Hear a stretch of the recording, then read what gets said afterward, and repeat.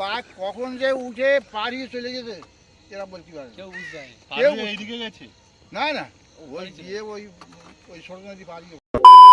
Hello বন্ধুরা, welcome back to my channel. আজকে আবার চলে আসলাম নতুন একটা ব্লগ নিয়ে। তো আজকে আমরা সবাই মিলে বেরিয়েছি, তো যাওয়া হচ্ছে সুন্দরবন। তো সুন্দরবনের ট্রিপটা আজকে কেমন হতে চলেছে জানি না, বাট চলো দেখা যাক কেমন হয়। তো আজকে 23শে জানুয়ারি, নেতাজির জন্মদিন। তো কদম কদম বাড়ায়ে যা, খুশিকে গীত গায়ে যা। তো আজকে আমরা এগিয়ে যাচ্ছি, সবাই বাইক নিয়ে রেডি দাঁড়িয়ে আছি। এবার বেরোবো সিধা মালঞ্চ হয়ে।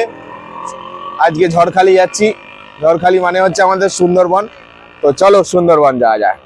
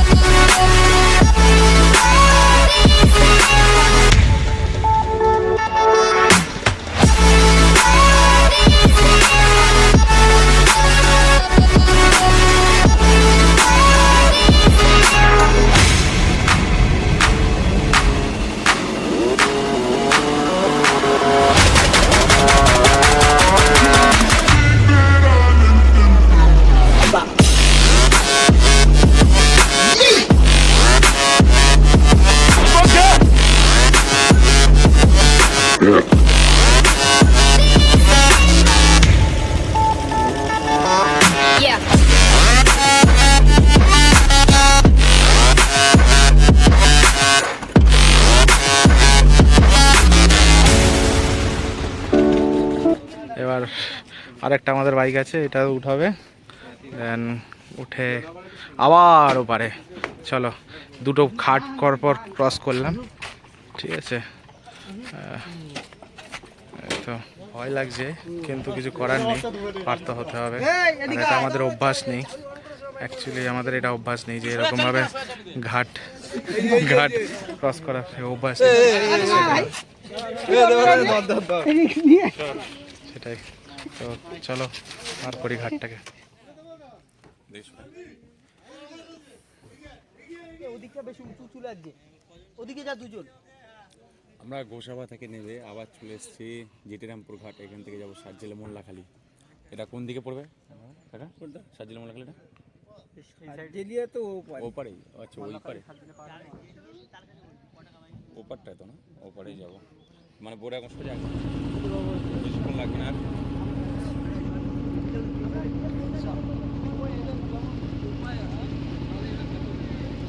আর একটা কথা হলো, মানে মেন সমস্যা অনুষ্ঠান নেই, কোন অনুষ্ঠানে ঘুরতে যাচ্ছে, কোথায় বাড়ি আমাদের কলকাতা। আর একটা সমস্যা হচ্ছে বাইকে, মানে বোটে বাইক তোলা নামানো বিশাল একটা ব্যাপার কিন্তু প্রচুর রিস্ক হয়ে যায়, যে বোটে বাইক তুলবো নামাবো একটা বিশাল ঝামেলা, একবার হড়কে গেলে পুরো পড়কে যাবে নদীতে। চলে এসছি, ধরো এখানকার যারা বাইক চালায় তারা শর্ট নিয়ে নিবি। আমার বাড়ি এখানে এরকম 14 বার নৌকা। আমরা জঙ্গলের দিকে এসছি, আর মানে একটু বেলা হয়ে গেছে আমাদের, খেয়ে দিয়ে স্নান করে ঠুরে একটু রেস্ট নিয়ে তারপরে এসছি। তো এই ধারটা হচ্ছে পুরো চারদিকটাই হচ্ছে জঙ্গল, আর এইখানে জঙ্গলের দিক ঘুরতে ঘুরতে একটা জিনিস দেখা গেল, ওই যে নৌকা তৈরি করছে। এই জিনিসটা খুব সুন্দর, দেখতে পাচ্ছ নৌকা তৈরি করছে, এত সুন্দর দেখতে পাচ্ছ। মিস্ত্রি কাটছে, কেটে কেটে নৌকা তৈরি করছে, পুরো নৌকাটা তৈরি করছে। তো আমরা একটু এগিয়ে যাব এদিকটায়, এদিকটা একটু এগিয়ে যাব। তো চলো যাওয়া যাক। তো আমি পুকুরে স্নান করতে গেছিলাম, পায়ে এতটা জোর লেগেছে মানে বলার মতো না, বিভৎস জোর লেগেছে পায়ে, আঙ্গুলটায় মানে নখটার মধ্যে মাটি ঢুকে গেছে, আর মাটি ঢুকে এত যন্ত্রণা করছে, প্রচন্ড যন্ত্রণা করছে। তো হাঁটতে একটু প্রচন্ড অসুবিধা হচ্ছে। তো স্নান তো করে মানে খুব ভালো লেগেছে, ঠান্ডা জলে স্নান করেছি, অনেকদিন পর করলাম, খুব ভালো লেগেছে। আর এদিকটা নদীটা, পুকুর নদীটা দেখাচ্ছি। আর এখানে শুনেছি নাকি রাত্রিবেলা বাঘও আসে, বিকেলবেলার দিকে এই টাইমটার দিকে বাঘ আসে। তো তোমাকে দেখাচ্ছি ওদিকটা।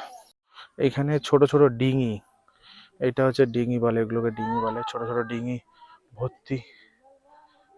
আর নদীর জলটা দেখাচ্ছে শান্ত। আর ওইটা হচ্ছে সুন্দরবনের জঙ্গল। বাঘ ওখান থেকে এসে বাঘ ওখান থেকে এসে এইখানে এসে গ্রামের মধ্যে ঢোকে অনেক সময়, পুরোটা জঙ্গল। ওই ছোট ছোট ডিঙি এখানে প্রচুর ভর্তি, দেখো আগেও ডিঙি ভর্তি।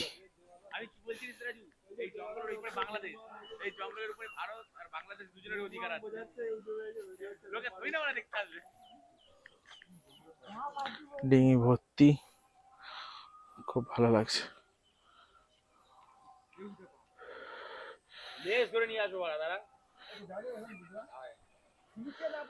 ভিডিও করতে গেলে কত কি কষ্ট করতে হয় দেখতে পাচ্ছ। ও ভিডিও করার জন্য এইখান থেকে হেঁটে হেঁটে আমার পায়ে লেগেছে বলে, তাই জন্য আমি যেতে পারছি না, আমার পায়ে বাঁ পায়ে চোট লেগেছে বলে ওই জন্য আমি যেতে পারছি না। ভিডিও করতে গেলে কোথায় কোথায় যেতে হয়, দেখো কোথায় কোথায় ভিডিও করতে করতে চলে যায়। মানে ইউটিউবার হলে কতটা কতটা কষ্ট করতে হয়, আর এই কষ্টের জন্য আমরা কিছুই চাই না, জাস্ট চাই যে একটা লাইক আর একটা সাবস্ক্রাইব, পাশে থাকা বেল আইকনটা অবশ্যই ক্লিক করবেন।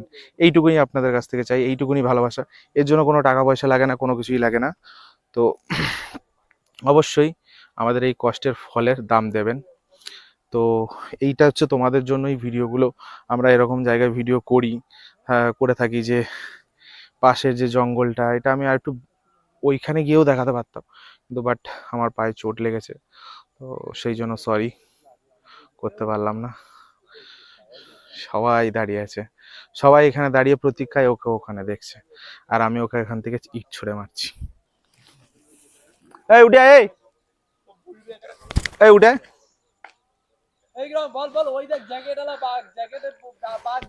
এই উঠে আয়।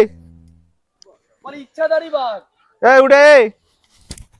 ও পাচ্ছে না বলে ওরে তাড়াচ্ছে এখন তুই কেন বলবি উঠে আয়। বল ইচ্ছাধারী বাঘ ওই দেখো এখন এই উঠে আয়। এখন মানুষ হয়ে মানুষ রূপ নেছে উঠে আয়, উঠে আয়, উঠে আয়, উঠে আয়, উঠে আয়, উঠে আয়। এতদূর বগা মেশিন এসে কেটে গেছে।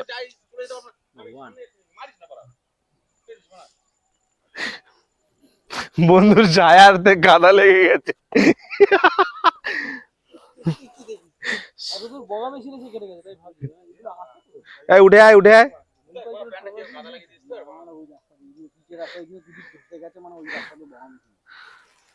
নদীর ওপার থেকে এইখানে মাল মেশিন বিশাল ব্যাপার। এদিকে চারোদিকে জঙ্গল আর জঙ্গল, পুরো জঙ্গলে ঘেরা এই জায়গাটা। আর আগে আমরা যাচ্ছি মানে ওই দিকটা শুনেছি বাঘ আছে, তো বাঘ দেখার জন্য একটু এগিয়ে যাচ্ছি। দেখা যাক, ভাগ্যে কিসমতে থাকলে দেখা যাবে। দেখবো না, ফাঁকি দেবে। তো পুরো জঙ্গলে জঙ্গল দেখতেই পাচ্ছ। আর কথা হচ্ছে এই যে নদীটা আছে, নদীটা এত সুন্দর শান্ত লাগছে না, মানে কি বলবো, দেখার মতো। আচ্ছা, জলের মধ্যে একটা কিছু দেখতে পাচ্ছি, দড়ি দেওয়া আছে নাকি তার দেওয়া আছে? এই এবার ঘুরতে হবে, আর যাওয়ার লাভ নেই, বেকার। এদিকে পুরো জঙ্গলে জঙ্গল, চারোদিকে জঙ্গলে জঙ্গল। চেনা যাবে না, আলো থাকতে থাকতে জঙ্গল আর জঙ্গল, দুই ধার শুধু জঙ্গল আর জঙ্গল। এই জঙ্গলের মধ্যেই লুকিয়ে থাকে বাঘ। জঙ্গল আর জঙ্গল, এই দুধারে লুকিয়ে থাকে বাঘ। হয়তো ওইখানে লুকিয়ে আছে। আমি দেখতে পাচ্ছি তো।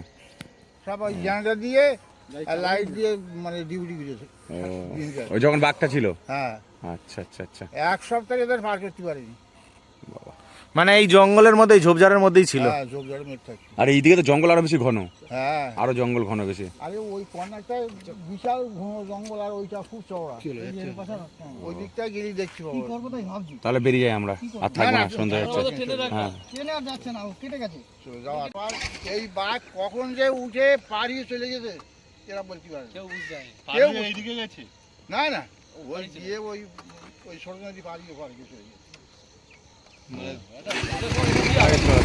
তো বেরিয়ে গেলাম আমরা। তাহলে দাদু এলাম। হ্যাঁ, এইখানকার বাসিন্দার থেকে ছোট একটা গল্প শুনলাম যে এইখানে একজন ফরেস্ট অফিসার ছিল, সে তাকে নাকি বাঘে থাবা দিয়ে এখানে আঁচড়ে মানে মাংস অনেকটা উঠিয়ে নিয়েছে। কেন কি হঠাৎ করে দাদুর সাথে দেখা হয়ে যায় বলে বাঘের গল্প এখানে। এখানে নাকি অনেক 10 মিনিট অন্তর অন্তর নাকি আগে ফরেস্ট অফিসারের যারা আছে তারা বাইক নিয়ে সবসময় ইয়ে করতো। তো তারপরে এই জিনিসটা খুব খতরনাক, ঠিক আছে। আর ওই দিকটা আরও, যে দিকটা আমরা আগাচ্ছি, আরও জঙ্গলটা আরও গভীর হচ্ছে। তো এই ঝোপঝাড়ের মধ্যে আমি দেখাচ্ছি জঙ্গলটা, ঝোপঝাড়ের মধ্যে বাঘ যেখানে সেখানে লুকিয়ে থাকে। আর সেই জন্য যদি বাঘ আমাদের ছেড়ে গেছে, ক্যামেরা করছি হয়ে যাচ্ছে। জঙ্গলটা দেখতেই পাচ্ছ, পুরোটা জঙ্গল।